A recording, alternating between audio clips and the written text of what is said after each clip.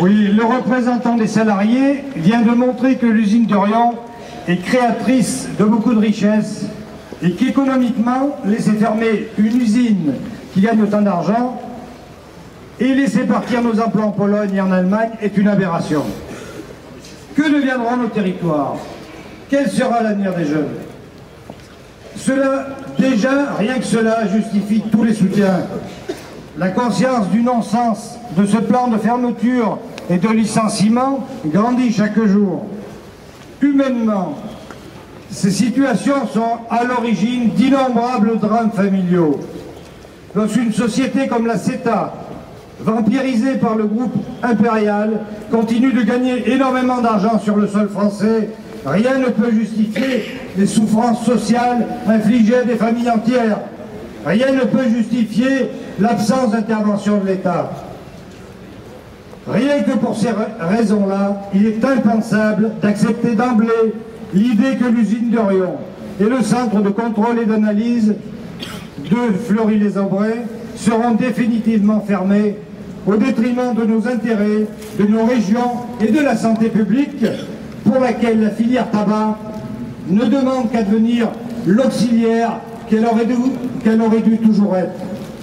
Et dire dès aujourd'hui aux salariés de la CETA que la solution est de reconvertir le site, c'est les bercer d'illusions. C'est accepter la fermeture avant même d'avoir cherché à comprendre que la filière tabac dans son intégralité peut vivre et être utile dans la bataille de santé publique engagée contre le tabagisme. Si on admet dès le départ le plan de fermeture, on participe à démobiliser des salariés en lutte, en leur faisant croire qu'il y aura d'autres emplois possibles pour eux.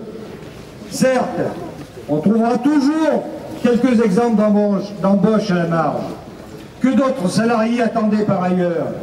Mais dans la situation de recul industriel, encore trop ignorée par l'État et que nous connaissons, cette solution n'est qu'un leurre. Le comité de soutien avec les salariés et tous les appuis qui se manifestent chaque jour, nous disons qu'il n'y a aucune fatalité à ce que ce projet destructeur arrive à son terme. Cela dépendra des forces que chacun d'entre nous mettra dans la bataille, en convainquant nos proches, amis et voisins, nos élus, du bien fondé de cette action. Rien n'est écrit d'avance si nous partageons la volonté de ne pas laisser faire. Avec les responsables des planteurs de tabac et des buralistes, nous faisons ensemble ces deux constats. Le premier est qu'une transnationale comme impériale ne peut pas et ne veut pas se préoccuper des questions de santé inhérentes à la production et à la vente des produits du tabac. Au contraire, si elle le peut, elle élargira le marché des fumeurs pour des raisons financières. Le deuxième constat, c'est que le démembrement de la filière tabac isolerait davantage ces deux parties extrêmes, les tabaculteurs en proie à des difficultés du fait du désengagement à la fois de la communauté européenne qui les a privés des aides et d'Impérial qui ne souhaite plus leur acheter leur tabac. Et les buralistes toujours sous monopole de la vente au détail mais qui souffrent de la croissance des réseaux parallèles et des achats transfrontaliers. Ils priveraient définitivement l'État des leviers de la filière qui permettent la transparence sur les produits et sur leur parcours. Même si l'impact est différent sur les professionnels de la filière, nous avons tous la même volonté, accompagner le recul de l'usage du tabac d'un bout à l'autre de la filière par la transparence sur la plante, les prémélanges et conditions de fabrication, la traçabilité avec le monopole de la distribution en gros et de la vente au détail. Le centre de contrôle et d'analyse de Fleury-les-Aubrais peut, comme il le fait aujourd'hui pour la CETA, se mettre au service de la surveillance de tous les produits importés. Il est indépendant et il en a les moyens techniques. La priorité, c'est bien de faire reculer la consommation du tabac. Mais il ne faut pas oublier aussi de préserver les fumeurs des manipulations exercées sur le produit contenu dans les paquets neutres.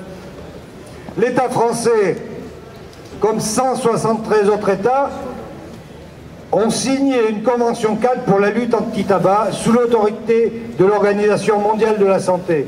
Cette convention, dans plusieurs articles, fait référence aux producteurs et transformateurs du tabac.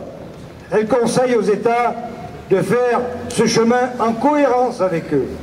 C'est donc l'État qui est maître d'œuvre, pas Impérial. C'est pourquoi nous demandons à l'État de stopper immédiatement le plan de fermeture et des licenciements en préalable et d'ouvrir avec toutes les composantes de la filière des discussions sur l'opportunité de se saisir des outils de traçabilité, de contrôle pour accompagner efficacement l'action contre l'usage du tabac, pour la préservation de notre agriculture, de notre industrie et de nos bureaux de tabac qui sont de véritables points d'appui contre la désertification des commerces en milieu rural.